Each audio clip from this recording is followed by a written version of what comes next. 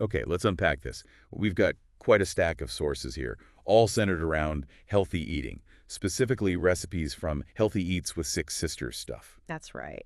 And this deep dive, it's really about cutting through the noise, isn't it? Exactly. Pulling out the key insights, the useful bits from these recipes and notes, sort of a shortcut for you to get informed on this approach. And the sources, they give us quite a bit. Specific recipes for lunch, main dishes, sides, even snacks and desserts. Yeah, but it's more than just the recipes, right? They really lay out the thinking behind it all. They do. A clear philosophy. And getting that philosophy is, I think, pretty crucial to understanding what they're trying to achieve. It seems to boil down to a few main things. Yeah, basically. Moderation, in everything. Moderation, okay? And using ingredients that are, well, as minimally processed as possible. Right, keeping it whole. And avoiding prepackaged foods. Seasonings, too, they mentioned. Mm-hmm. And trying to reduce sugar where they can. That's another big one. Reducing sugar. Yes, and maybe the most defining feature they highlight, each recipe serving is calculated to be under 500 calories. Under 500. That's a clear target. It is. But, importantly, they're careful to say that nutritional info can vary. It's really meant as a guideline. The guideline, not a strict rule, so you can use it to help meet your own personal goals. Precisely. Okay, so what does all this actually mean for you? We're going to dig into these sources, look at how this philosophy, shows up in the food itself. Yeah, where it's obvious, but also maybe where some details might surprise you. I'll give you some solid examples of what this looks like day to day. And it's pretty fascinating seeing how they put that minimally processed idea into action. How so? Well, the ingredient lists, they lean heavily on fresh produce. You see tons of fruit berries, oranges, apples, mango, Right. and just a huge range of vegetables. Spinach, kale, cucumbers, avocados, sweet potatoes, artichoke hearts, the list goes on. Okay, so that focus on fresh stuff and whole grains too. Oats, brown rice, quinoa are mentioned that directly ties into using less processed food. Exactly. Building meals from scratch, essentially. Right. From those foundational ingredients. Instead of relying on like a pre-made sauce or something. Which connects directly to that other point, avoiding prepackaged foods and seasonings. Right. The sources suggest they prefer building flavor with simple things. Herbs, spices, maybe some citrus juice, vinegar, salt, pepper. Stuff you probably already have, giving you more control. Exactly. More control over what's actually going into your meal. Okay, but this is where, for me at least, it gets really interesting. And maybe a bit surprising. They say they aim to reduce sugars where they could. Mm-hmm. And yeah, you see some natural sweeteners, maybe honey or maple syrup sometimes. Right. But when you look at the actual nutrition breakdowns they provide Hmm. for specific recipes, the sugar content isn't always, well, super low, even in things that sound really healthy. This is such a crucial point from these sources, a really key insight. Take honey roasted carrots. Okay. Roasted vegetables, Yeah. sounds pretty standard healthy. You'd think low sugar, right? But this recipe comes in at 12.5 grams of sugar per serving. 12.5 grams. Okay. Or the baked cinnamon apple crisps. Sounds like a light dessert. Yeah. Also 12.5 grams of sugar per serving. Wow. Okay, so it's not just the obvious sweet stuff. Not at all. Yeah. What about the creamy yogurt and fresh fruit salad?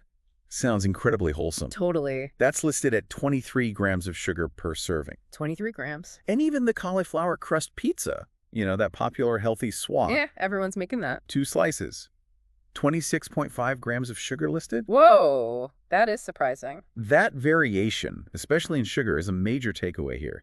It really shows that reducing sugar in this cookbook doesn't mean, eliminating it. Or even always getting a really low number. Exactly. Especially if you're using fruit or honey, those natural sugars add up. It just highlights why checking the actual nutrition info is so important. Which lines up perfectly with their point about it being a guideline for your goals. Precisely. And all the while, that under 500 calories per serving is kind of the quick reference point they offer. Helps manage the overall intake. Right. Well, the other numbers, the protein, the sugar, the fiber, give you that deeper look at where everything is coming from. Okay, so let's actually dive into some specific recipes now. See how these ideas look in practice across different meals. Maybe start with breakfast. They call it breakfast innovation. Sounds good. Yeah, breakfast is interesting. I was struck by the breakfast cookies concept. Me too. Breakfast cookies. Yeah. They have blueberry breakfast cookies, easy banana cookies. It feels like a clever way to frame something treat-like. But built on oats and fruit, so it fits the morning meal idea. The blueberry ones, for example, 143 calories, 3 grams of protein, quick energy. Quick energy, yeah. But they also have savory options, right?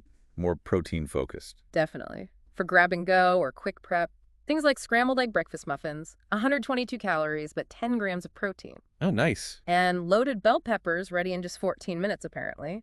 130 calories, 9 grams of protein. 14 minutes? That's fast. So these show that other side convenience paired with nutrition. Exactly.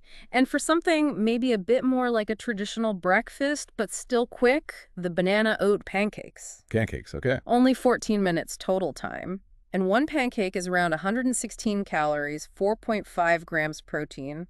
Simple ingredients, again, oats, banana. Fits the philosophy. Simple, quick, fits the mold. And then there's something really quite different, like the sweet potato breakfast bowl. Sweet potato for breakfast, how does that work? Well, it's not just sweet potato. It's a roasted sweet potato base, but then topped with almond butter, coconut, chia seeds, pecans, blueberries, maybe a drizzle of honey. Wow, that sounds complex. And delicious. It sounds really good. It is higher calorie, 422 per serving, but it also gives you 11.5 grams of protein and a good 9 grams of fiber. So it shows they're not afraid to mix things up, combine flavors and textures, even within their framework. Definitely creative. Okay, let's shift gears. Lively lunches. What stands out there? Variety, definitely. Especially with salads. They've got a berry orange spinach salad, a healthy avocado chicken salad. Different vibes. Lots of salads. But the buffalo chicken kale salad really jumped out at me. Oh, yeah. 336 calories, which is pretty standard for lunch, but it packs 56 grams of protein. 56 grams. Wow. Right. It really shows how they can use simple ingredients to hit some significant macro targets. Fits that guideline for your personal goals idea perfectly. And they mix up the dressings too, right? Citrus, lime, ranch. Yeah. Adds flexibility. Yeah, flavor options. But it's not just salads for lunch. They have wraps, pitas. Okay, like what? Avocado tuna lettuce wraps, so using lettuce instead of bread. 323 calories, 17.5 grams protein. Nice. Lower carb option. And Greek vegetable pitas. Those offer a good amount of fiber, 8 grams per serving, plus 14 grams protein. Fiber's good. Then there are easy vegetable wraps. These use, interestingly, cottage cheese and mustard for creaminess. Cottage cheese and mustard. Okay, unusual combo. A bit, but they come in at 263 calories, 7 grams fiber, 13.5 grams protein. So these wrap examples, they show different textures, different nutritional balances, all still under that 500-calorie mark. Good variety.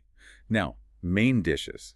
This seems like where the protein focus really shines. Absolutely. They showcase a ton of protein variety. Chicken, turkey, beef, pork, seafood.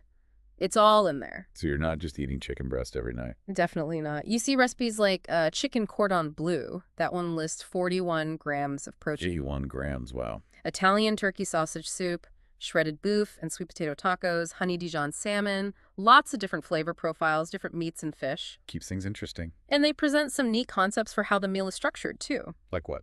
Well, stuffed chicken bundles, like that cordon bleu, or spinach and cheese stuffed chicken bundles, kind of a creative way to package a meal. Yeah, a bit more involved maybe, but sounds good. And lots of bowl recipes, sweet potato taco bowls, Mediterranean bowls, shrimp protein bowls with mango salsa. Bowls are great for mixing ingredients easily. Bowls are definitely popular. Easy cleanup too sometimes. True. And they even tackle pizza alternatives. Ah, yes, the cauliflower crust pizza we mentioned. With that surprising sugar count. Right. But it still fits that idea of a healthier swap. Right. And they also have pizza-stuffed zucchini boats. Zucchini boats. How are those? Remarkably low calorie, actually. Just 107.5 calories per boat with 6 grams of protein. So a really light take on that pizza flavor. That's really low cal. Interesting. Just a couple more main dish examples that show practicality. Buffalo chicken tostadas sound pretty hearty. 350 calories, 40 grams protein. Solid meal. And make-ahead rice and bean burritos. They specifically call those out for meal prep. 351 calories, good fiber at 9.5 grams, 14 grams protein. Meal prep is always useful. Okay, so lots of options for mains. What about sensible sides? Here, the focus really shifts clearly towards vegetables, getting more veggies onto the plate. Makes sense? How? Lots of roasted vegetables, Parmesan crusted asparagus, honey Dijon Brussels sprouts, those honey roasted carrots again, oven roasted green beans. Roasting is a great way to do veggies. It is, but they go beyond just simple roasting. There are composed salads used as sides, like a healthy broccoli salad or a pear and blue cheese salad. Okay, so using veggies as the star of the side dish, not just an afterthought. Exactly. And sometimes it's super simple. There's a 3-ingredient avocado salad. 3 ingredients. What's in that? Avocado, lime juice, salt maybe. It's 195 calories, but mostly healthy fats, 16.5 grams and 6.5 grams of fiber. Shows how even simple things contribute. Simple can be effective. Any alternative carbs mentioned? Yeah, they offer things like Spanish cauliflower rice, very low cal, only 56 calories, or garlic lime sweet potato fries. Sweet potato fries, nice alternative. So good variety in the sides, too.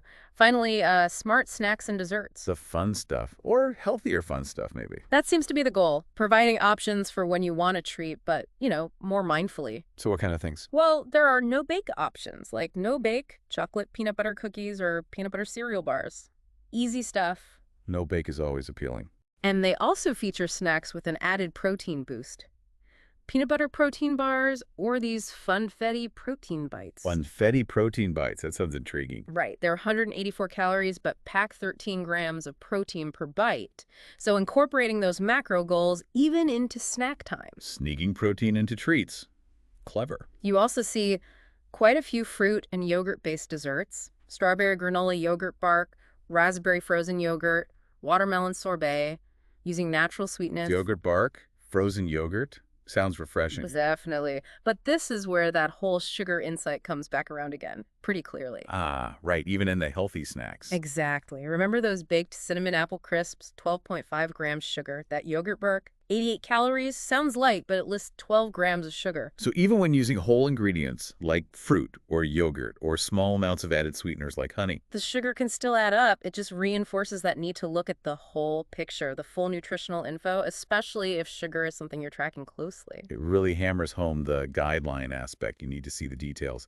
Absolutely. Okay, so connecting all this back to you, the listener, what we're seeing from these sources is a collection of recipes that really prioritize simple, less processed ingredients. Yeah, aiming for a wide variety of meals and snacks, all designed with that under 500 calorie per serving goal, kind of framing things. And the core idea, the insight, seems to be making healthy eating feel accessible, using clear instructions, familiar ingredients. Right, but crucially, providing that nutritional information as a tool. A guideline, yes, but a really vital one. Especially when you look closely at things like sugar, maybe fat or fiber too.